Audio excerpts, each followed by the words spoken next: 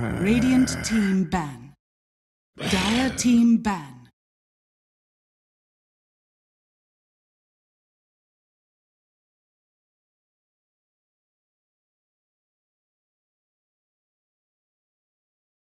Radiant team ban. Dire team ban.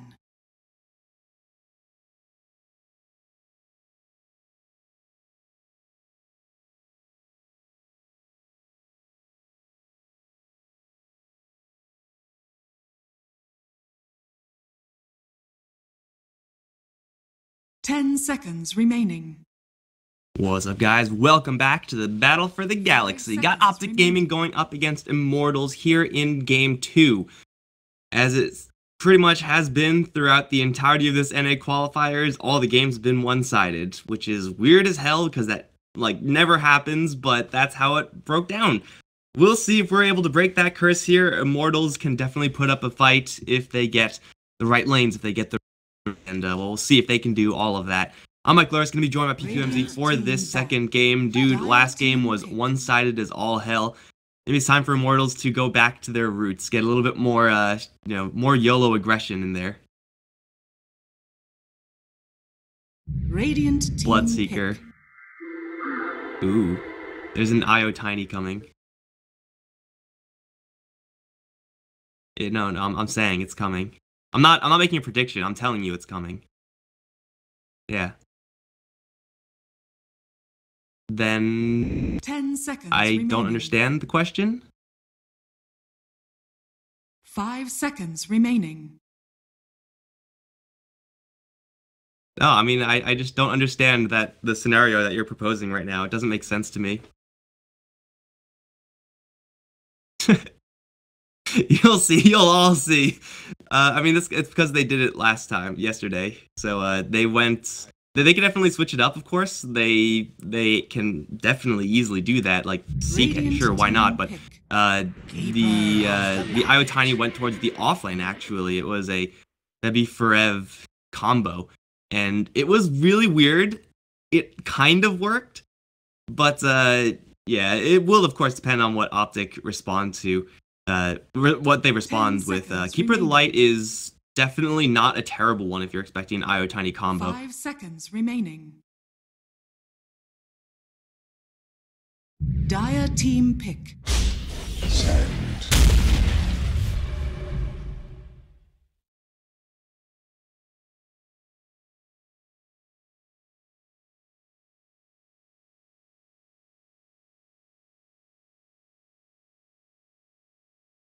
Ten seconds remaining.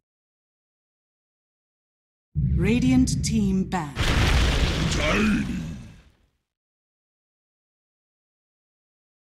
It's also that eternal problem of how do we actually get space for a Coddle to farm. Like nowadays we see a lot of heroes like Medusa, where it's like you go to the jungle as Medusa, you get a space creator and you're good to go. And if you're gonna do that, like that type of thing, you obviously can't also fit in the Keeper of the Light farm, because Keeper of the Light, he farms very quickly. He just bounces around everywhere with the Illuminate. He does take a lot of resources, and you gotta find some way to kind of budget the rest of your team to ensure that your main core is getting farm, your mid laner is getting farm or kills, and your Coddle's also getting farm. Like that is so hard to do, especially when you're going up against this assassination pair of IO Tiny. Remaining. How do you do that?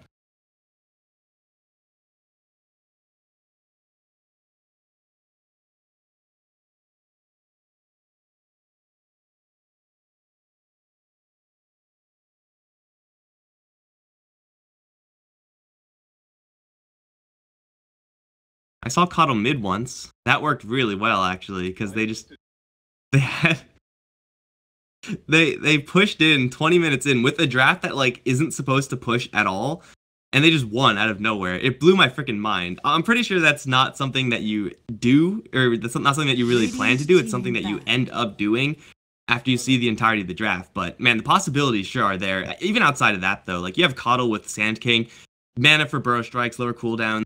It's all good stuff. This is a nice, safe opening from the OpTic side, especially for that offlane. Sand King is a really good response to IO Tiny if you put him in the offlane, but with the flexibility of him being support, getting another offlaner, definitely good stuff there. 5 seconds remaining.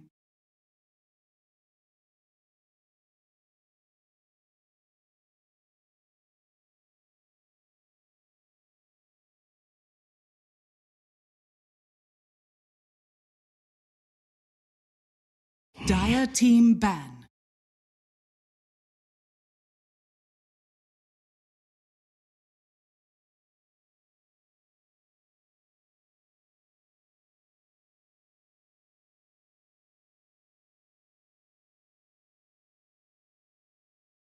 Ten seconds remaining.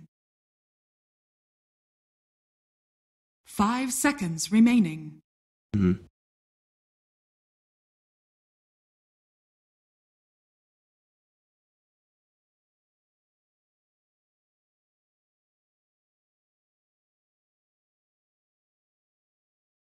Right now, it'll be the assumption, it looks like, from OpTic that the IO Tiny is going to be played in a more traditional kind of just farming capacity. And usually you're going to be right, but the Immortals have shown that they're kind of willing to throw the Tiny to the wolves a little bit, try to go for those aggressive lanes, and try to greed it out. In which case, Omni Knight, as great as he is with an IO and a Tiny, just there's not enough room for him in that plan.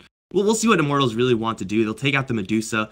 They'll take out the 10 Kunkka. seconds remaining. Really nice combo heroes when you're talking about Sand King and hell. Even X Marks with Illuminate. 5 It's seconds remaining. not a super classic combo, but it works really well as long as you're able to land that X Marks into Illuminate combo.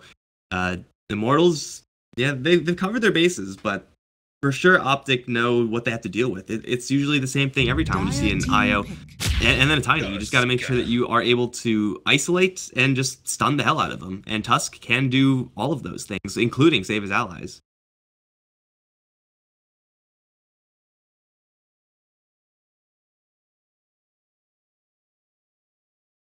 Ten seconds remaining. 5 seconds remaining.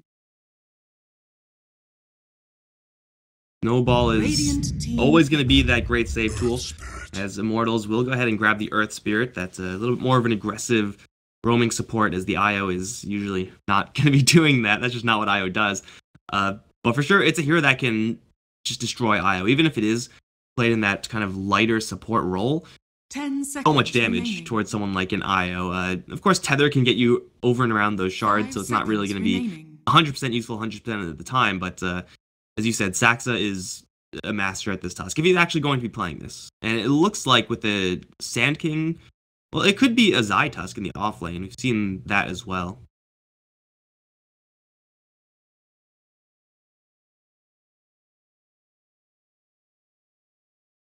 Seen it like twice.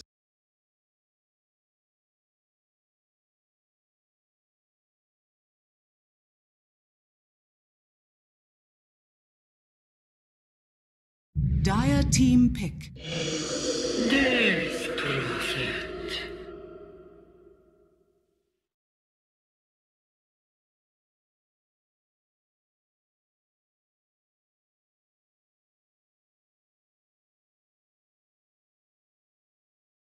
Ten seconds Death remaining. Prophet for CC&C now.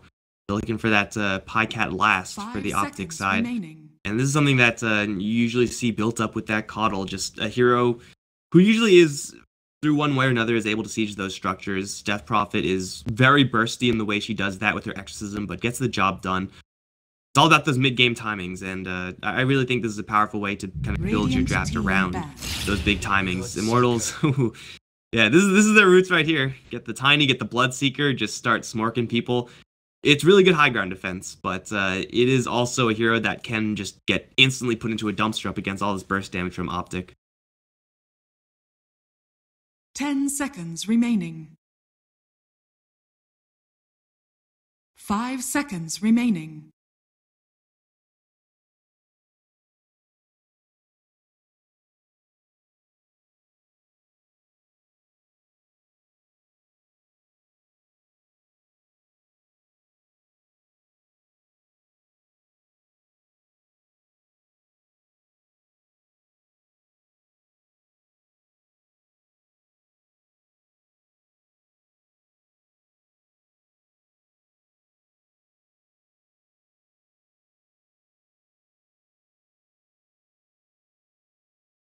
Dire team ban.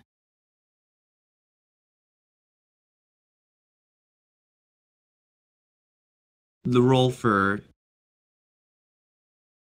what Earth Spirit usually does is just help someone else to do the damage. Because his spells do like, what, 100? Level 1, 50, like really low numbers as far as nukes are concerned. His right clicks are okay with Orb of Venom, but he's not really a damager. He's a controller, and if you're looking to go in for heroes like Tusk and Sand King, who just get themselves out with their abilities, Death Prophet can just siphon and kind of out-heal what damage you're doing at some weak situations if you don't have those heroes camping out in the lanes as well with the Bloodseeker and the Tiny and the +1 to actually do the damage. So I do think the Earth Spirit is still like kind of a pick they need, but they need to make sure that they get him good circumstances. 5 seconds remaining.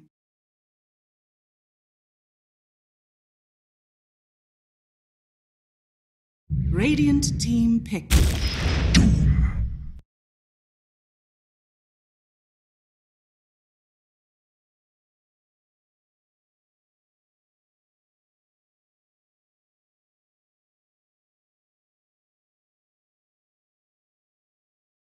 10 seconds remaining.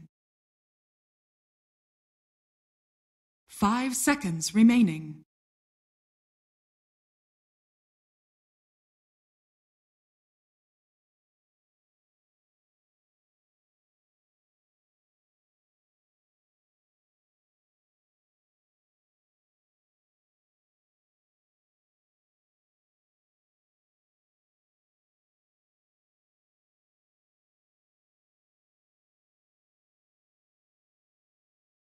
The only problem with that is... You may now select your I was gonna say the only problem with that is like finding the hero to kill, and that is definitely not gonna be one of those heroes to kill because you don't want to doom him, you don't really want to rupture him.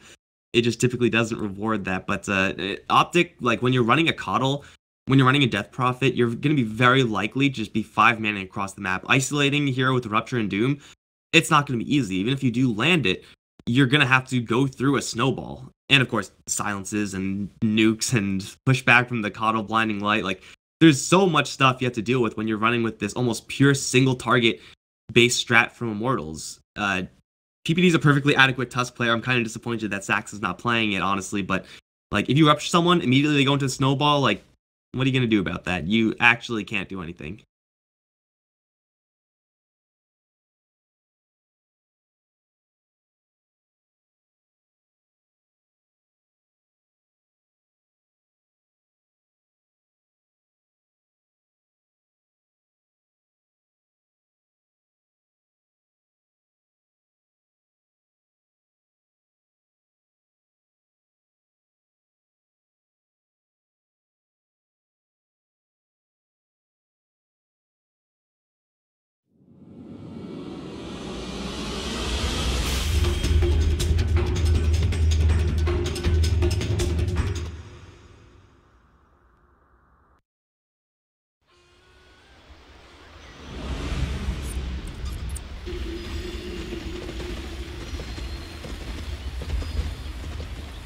Prepare for battle.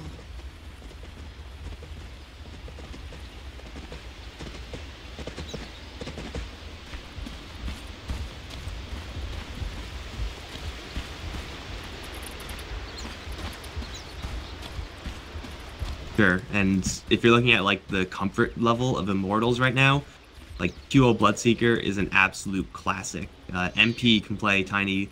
Honestly, Tiny's not that hard, but I mean, this is pretty much right where you want to be if you're Immortals. Like, this is where you are the most comfortable. So, you know, the comfort does count for a lot. Like, you can get away with stuff you ordinarily just can't get away with because you know the limits of your heroes, you know what you can do, and you know how you handle your lanes. But I do think that OpTic have a little bit of an edge insofar as what they are able to do with these heroes. Like, they can team fight, they can just roche, they can do so many things that Immortals just can't, because Immortals are so reliant on getting those single targets out of position. It's going to be tough for Immortals, but I do want to see a game 3, so go Immortals. Win so we can see a third game. I don't know if that's going to happen. Either way, CCNC has like the most Asian set for Death Prophet of all time. I don't look at cosmetics like ever when they come out, but my god, this is some like real Chinese stuff. Well, that makes sense now, doesn't it?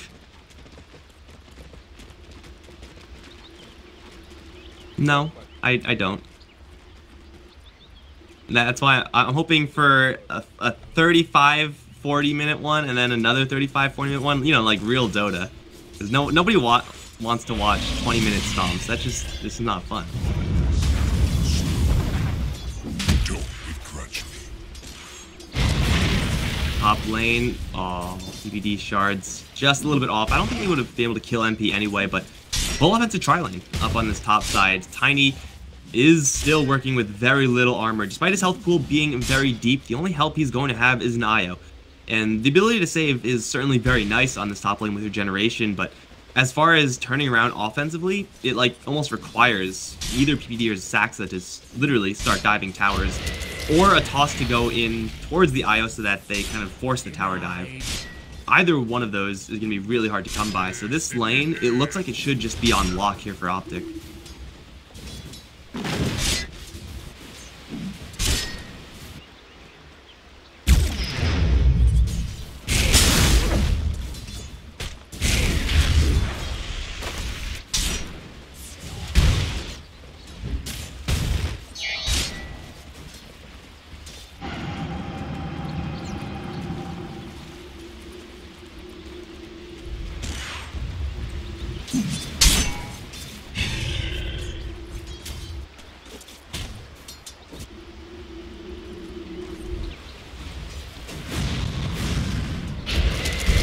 Not really sure.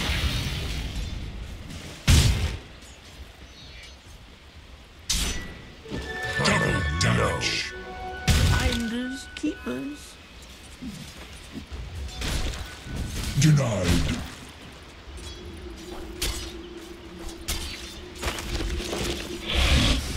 Yeah. I'll take your tribute. First blood. Especially if, oh god, I was watching mid lane. CCNC is gonna get jumped by a double damage Earth Spirit. That is what I was going to say. He's gonna still get out of there though. Siphon level 2. Gonna give him a truck ton of regen, and they did isolate the IO, who's gonna immediately teleport into an Illuminate from Saxa. That's not how you want to return to the lane. But an easy setup kill on the top lane for the OpTic side. Wraith King has enough mana to keep throwing out those stuns. Of course, will have Chakra Magic from his friendly Keeper of the Light as well. So, man, Immortals, this top lane is looking pretty rough. They better make sure QO is winning this lane, and maybe they can snipe a courier? I don't really think so. They'll just roll out as PPD is going to make his arrival in. Snowball and Shards will all wall off QO. Siphon level 2 is quite nice, but you can see it's doing very little up against this Bloodseeker, so they'll put some damage onto him. Certainly a nice rotation for free, but oh, Febby. Careful there. It's going to be very low on top lane.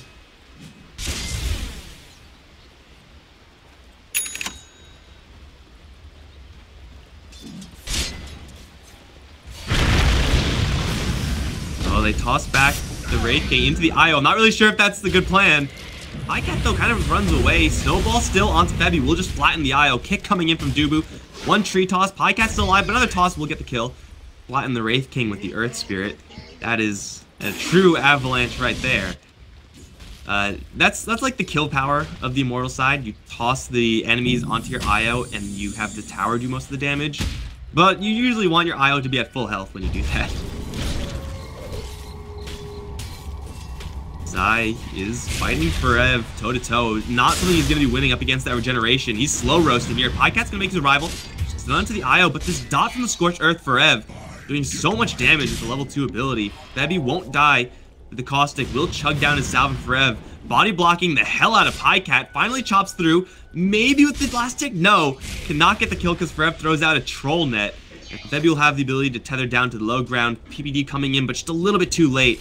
Febby gets his bottle restored by that rune, and PPD actually does find a haste rune. Febby is trapped in the wrong neighborhood, shards to wall him off, no tether to escape to, and they will get the kill. Albeit delayed slightly. PPD's not done yet, actually. He's gonna zip all the way in towards mid lane. CQO is at very low HP.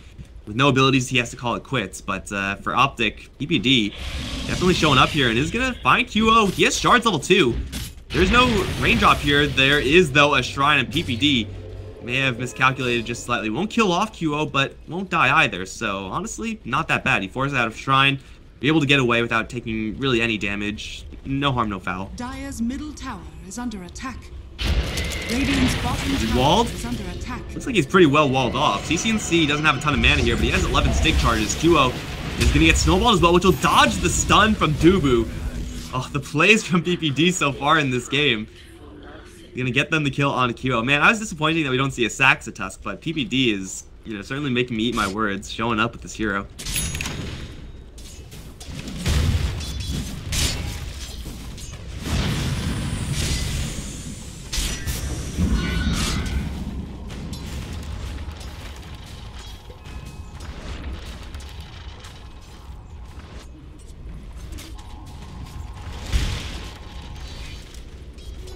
Got it. Nice humble brag there.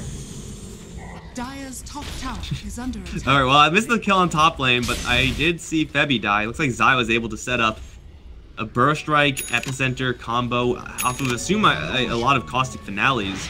Because Burst Strike's only level 2 despite him being level 7. Kills off Doom by himself, which shouldn't really be something that happens, but did. I definitely chose the wrong fight to watch, but either way, it's 2 more kills for OpTic at the cost of pretty much nothing. MP looking to toss back a Wraith King into tower range, just barely for 1 shot, but Wraith King now is back against the corner. We'll just try to fight his way out of this onto MP. Illuminate coming through, lots of damage onto MP, but with Febby's sustain, Tiny will survive. It will be a nice little pickup there on the bottom lane rather, as the Wraith King is going to fall. Pycat still getting quite a bit of farm, but man, it's actually the Sand King who's on top. Zai's been farming something fierce right now. Power Tread, Soul Ring. He is still not with level 4 Burrow Strike, but he can kill pretty much everyone as long as he has an Epicenter available.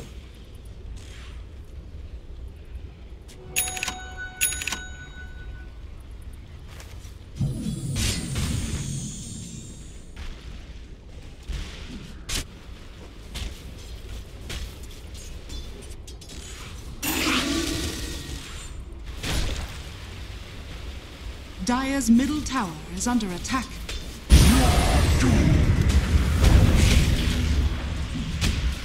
Well, it's gonna be a little bit of revenge. He's... Dust to dust. It's PPD team he did, but PPD has better plans, like killing people on the bottom lane. Febby is gonna get a short tether out. CCNC has level 3 Swarm. That'll get the kill on Febby if he wants it. He doesn't want it. He's gonna do it with right clicks, and they also have the Tiny in the corner. No backup, no TPs for him. 10 stick charges, not even a chance to use them. Double kill for the Death Prophet. CCNC, he's actually gonna go back to his lane. I thought he would stick around and try to push down this tower with Exorcism, but hey, you come and get 2 kills, you can't really be too upset about that. He's now on top of the net worth chart. Highcat perhaps suffering in the farm department a little bit, but still, he's doing well enough that OpTic really shouldn't be worrying about this, unless he keeps on dying, which is for sure a possibility.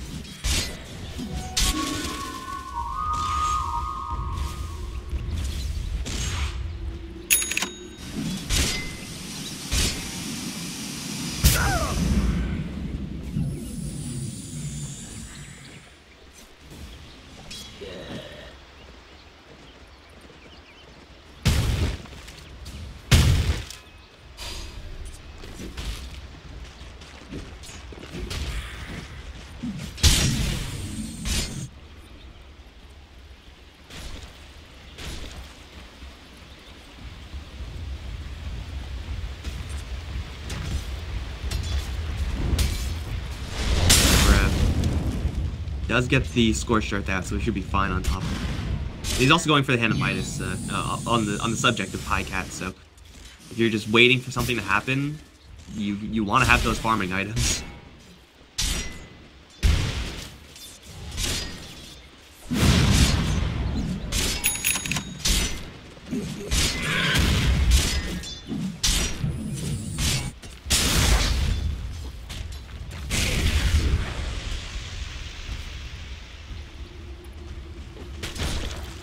Dire's top tower is under attack.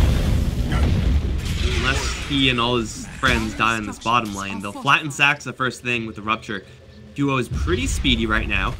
There's backup coming in, though, in the form of Zai. Does have an Epicenter, but no clean angle to actually channel it with these 3 heroes here, so kind of protect Pycat.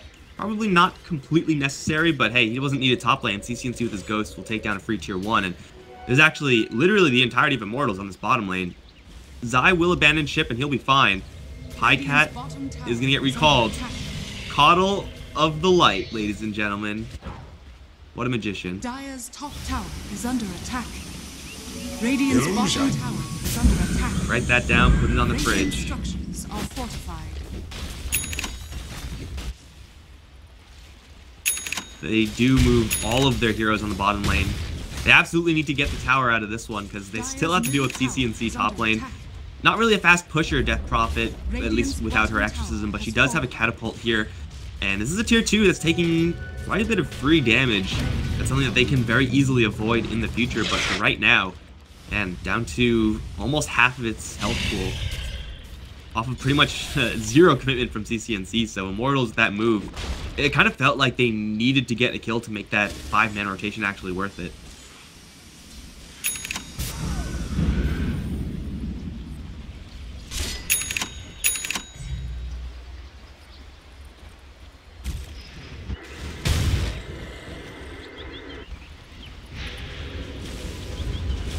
Radiant's middle tower is under attack.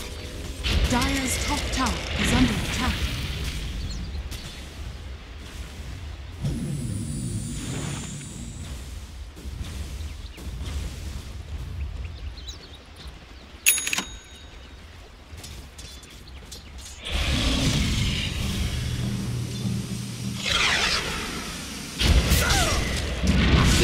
Are looking to defend this mid lane. QO gets blasted down to half HP. We do have CCNC just camping out this bottom lane, but MP and Bebby are just chilling here looking for a relocation opportunity. Odds are going towards that mid lane. I don't really know if there's going to be any conflict here. Zai isn't quite ready to fight yet. Still very close to his Blink Dagger. Would really want to get that one before a fight is to break out. So odds are everyone's just going to be chilling and farming. And Saxa definitely needs that farm as recovery. Coddle shouldn't really want to be the hero on the bottom of the net worth chart. Really wants to get that Ags as soon as possible.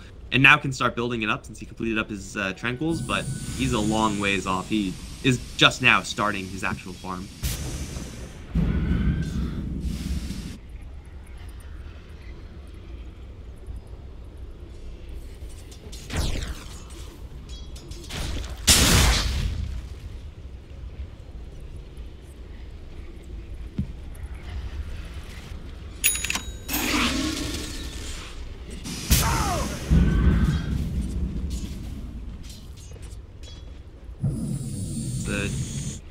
A necessity for Keeper of the Lights to be doing this, but what happens is that you push the waves out really quickly. You put yourselves in a lot of risk. There's no one to yank you out. You're the one who does the yanking, so up against a Doom or an Avalanche Toss or a Rupture, if you are ever spotted as a Keeper of the Light, you are going to be in for a lot of trouble. At the very least, it's a forced rotation every single time. Of course, at the very worst, it's a death. So Sax is definitely playing a dangerous game here on this bottom lane out of necessity, but you know what? He's starting to build up his farm, and farm also coming up on Pycat, who had a little bit of a slower early game, has his Hand of Midas and his Power Tread, so he's more or less where he wants to be this 13-minute phase in.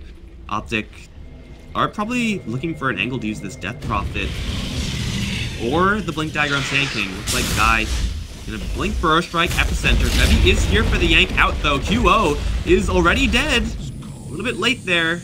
Bloodseeker is in the grave, and the IO is going to get back to safety. CCNC will get spotted on the TP out, and also the IO Illuminate. How well timed is this? Oh, it's absolutely perfect. No big deal there. They'll kill off Febby as well eventually. No, well, tries to TP out. Really? He's going to get out of there. Okay, Febby the Magician up towards top lane in the meantime. They are going to snowball in towards MP. Pycat's in the snowball as well, and will just blow up the Tiny. Dubu will try to roll out, but gets lifted up in the air. And he's completely surrounded. With no rollout, he will get stunned up and brought down. Magnetizes on everyone, but that doesn't do nearly enough as Immortals will just bleed heroes out from all over the map.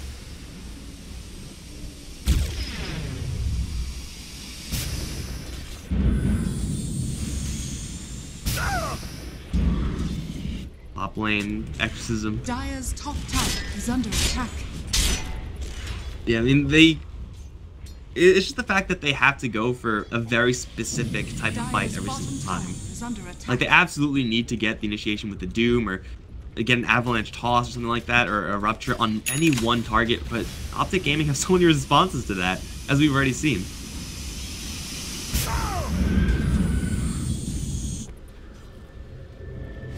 Dire's bottom tower is under attack.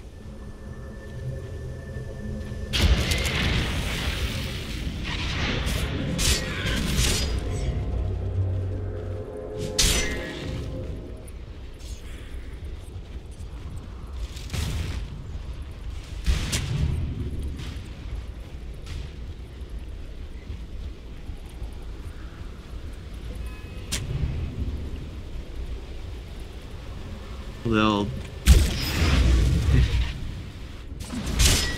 Dire's get bottom some tower is under attack. decent vision on top lane, I guess. CCNC has kind of made top lane his home, so we'll try to get him in the future. They'll find Zai with a kick and Magnetize, but Magnetize, again, doesn't do a lot of damage to any given target. The tower has already been taken, and OpTic will just walk out of there, no problemo.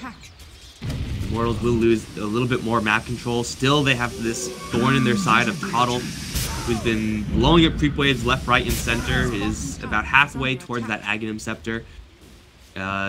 It's time to start casting Dooms. It's time to start relocating. It's time to look for these kills really aggressively. And if they don't, I think they're probably just going to lose.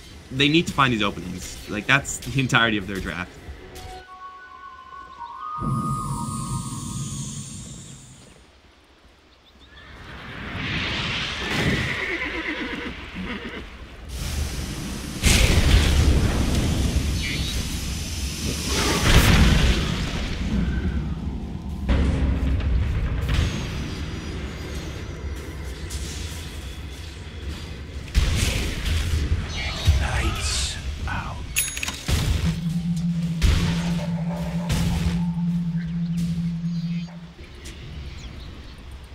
Dire's top tower is under attack.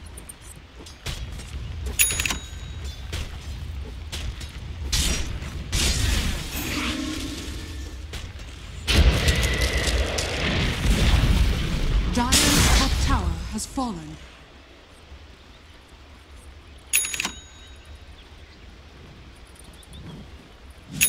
We literally just saw Coddle getting chased down. When he has his Ags, he's going to be so much more difficult to kill, but even then, like, the chase for the Coddle, you expect those fights to be over in a flash, but it took them quite a long time, and when you're looking at response from OpTic being a Death Prophet, like, they can kill off almost any given objective while their Keeper of the Light is just being chased around and, yes, is going to die, but just wasting so much time from Immortals, just leading them on a wild goose chase. They'll go into the Roche Pit, and with the Medallion on PG, I would imagine, yeah, on the Tusk, pop the Ghosts and spook Roshan to death. Easy double life for CCNC. Not really the strongest hero to have the Aegis on, but I think it's still probably better than Pycat, so they'll take it away as an option from the Immortal side, I suppose, and just wait for that next Exorcism up. Really, they're in no rush right now. As long as they're still getting farm on, well, Keeper of the Light. Okay, well, he's dead.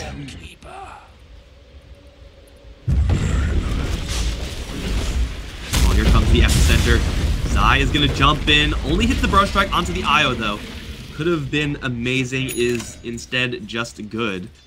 And they will put down Febby. Epicenter and Exorcism down. Should mean OpTic hit the brakes.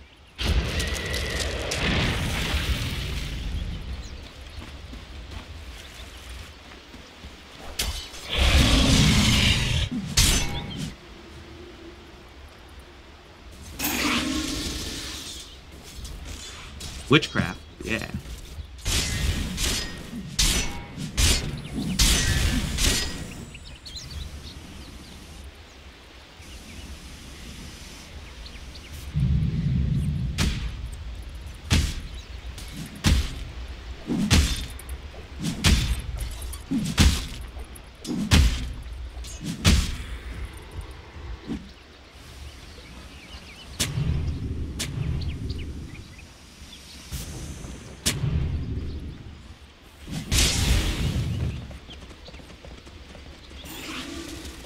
All mine. have we here?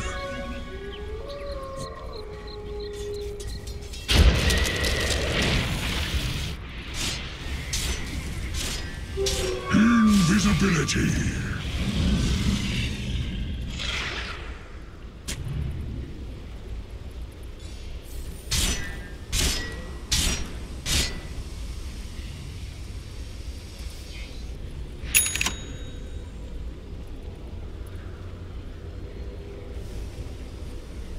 The cat is being stalked by an invisible doom and an earth spirit, but he has reincarnation, so I mean this is exactly why you pick up Wraith King as your last pickup against these heroes. Now CCNC, he has reincarnation as well, so I mean this is I think the correct move here from Immortals. It just so happens that the heroes in the area have multiple lives, so you cannot kill them easily. In the meantime, bottom lane, Zai's pushing, Zai's taking towers. Immortals still are committed to make this move. CCNC in the woods, the small woods, is actually just going to shuffle out of there. Is spotted on the retreat, and they just can't get anything. They're just being led by the nose all around the map, and OpTic Gaming are giving them no respect whatsoever. They're just farming. They're playing their normal game, and Immortals are just, you know, not able to find anything in the meantime.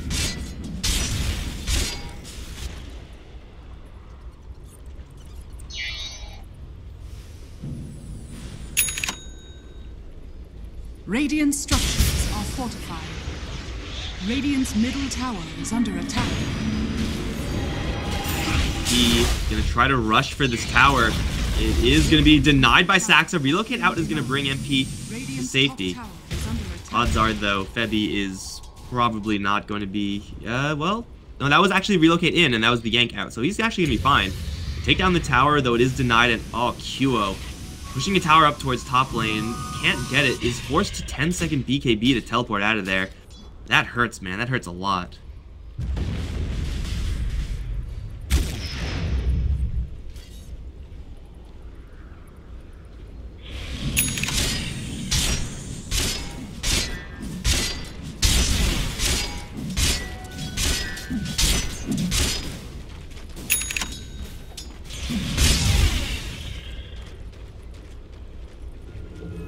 Radiant's bottom tower is under attack.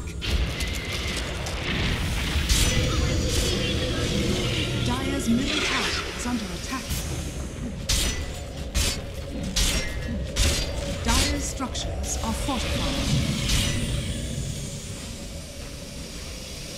Radiant's bottom He's tower is farming under pretty attack. darn rapidly, all things considered. Him and the Tiny are getting a lot of farm and avoiding deaths throughout this phase where OpTic Gaming kind of have the run of the map. So Immortals still definitely have enough farm just on those two heroes to take some decent fights, as long as they're able to also survive those fights. It's definitely not an impossibility here.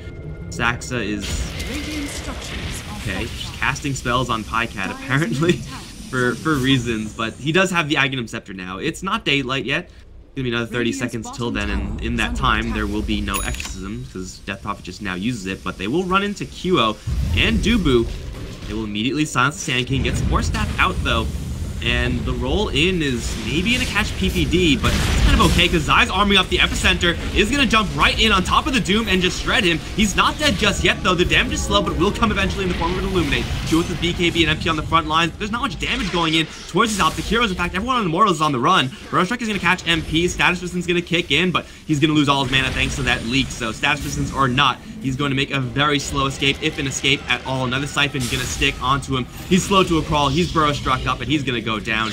Duo is able to escape, but ultimately for OpTic, they don't lose anything. And hey, look at that. It's daylight. It's time to heal. Oh, and Sand King gonna plant a Burrow Strike on a QO. Snowball and Shards walling his escape. They'll take him down as well.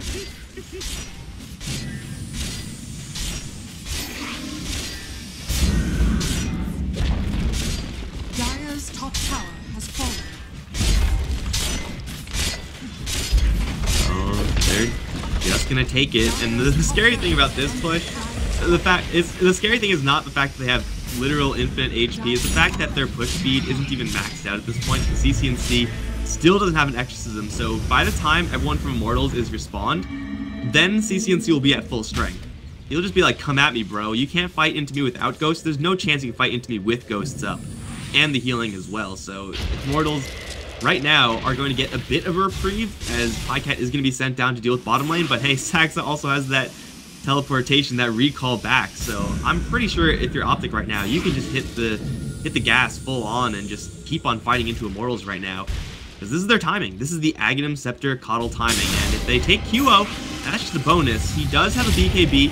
Does not have a TP though. It's in his backpack. Walrus Punch will hit and the shards will wall him off.